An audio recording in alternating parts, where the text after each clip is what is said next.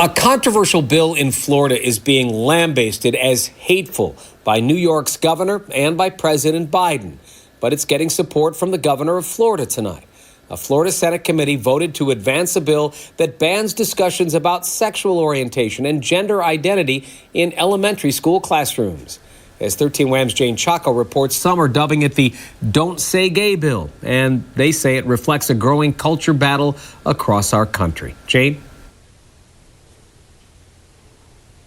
Yeah, Doug, those I spoke to today say the classroom should be a safe space for young children to talk about various topics, but supporters of the bill say that age group is too young. New York's governor and even President Joe Biden voicing opposition against Florida's Parental Rights and Education bill, which would ban certain discussions about sexual orientation and gender identity in primary schools. Florida Governor Ron DeSantis supports the measure, saying it's entirely inappropriate for teachers and administrators to have those conversations.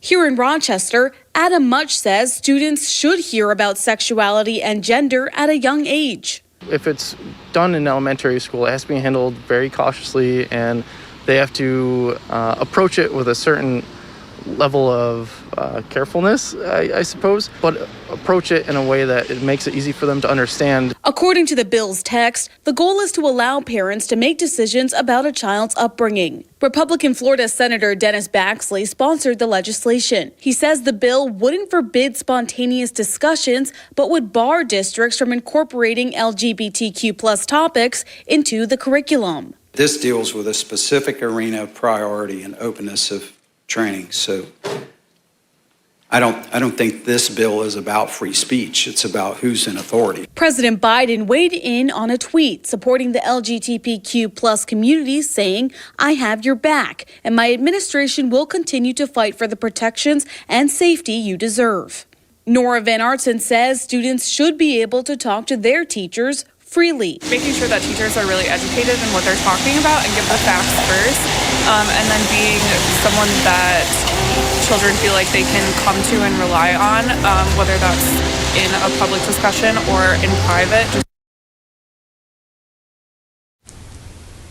And if Florida legislators pass the bill, it would go into effect on July 1st, with all school districts' plans having to be updated by June of 2023.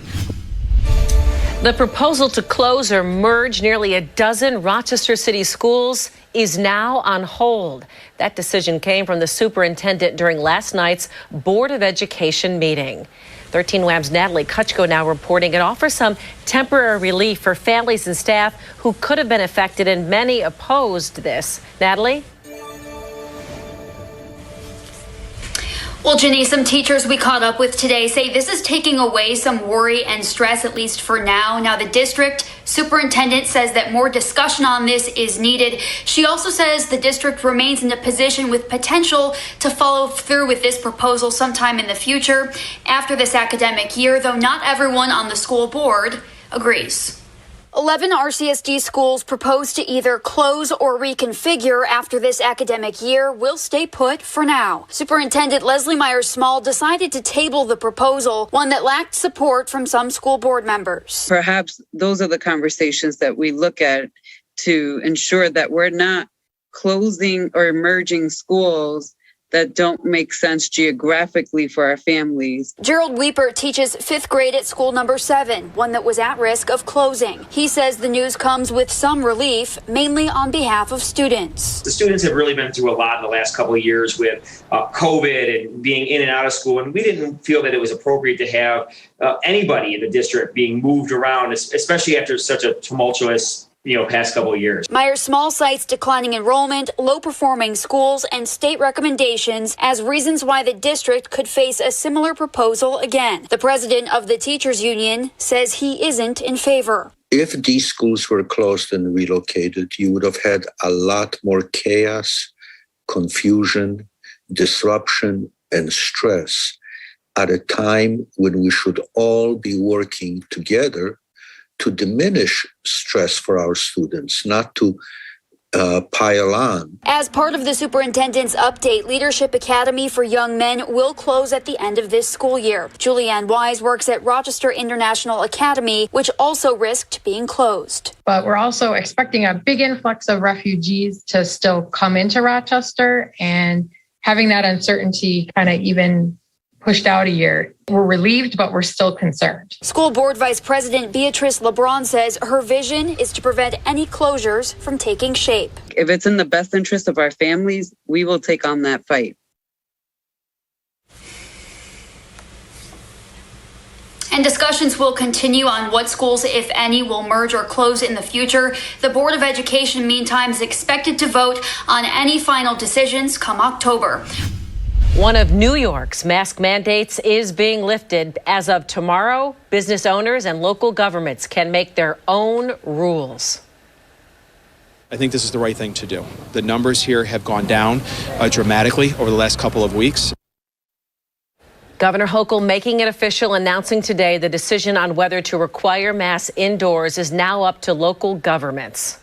Monroe County says it is ending the masking mandate for county buildings. The move comes as COVID cases continue to drop.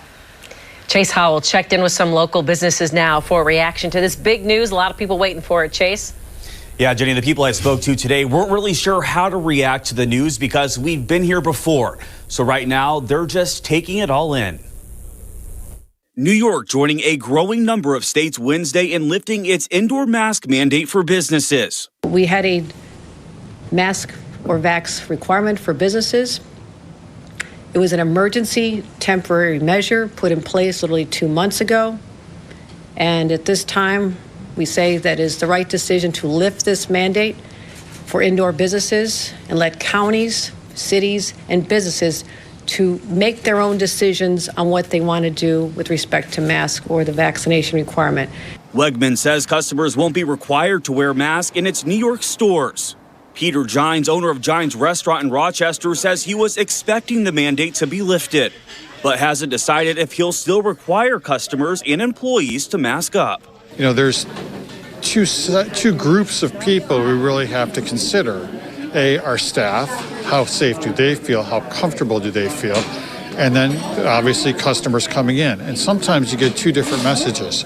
So we'll figure it out. We'll talk to our staff. Monroe County Executive Adam Bello agrees with lifting the mandate. He says people need to use common sense to prevent the spread of COVID-19. I know there's been a lot of frustration around masking because it seems like an endless thing that we've been in.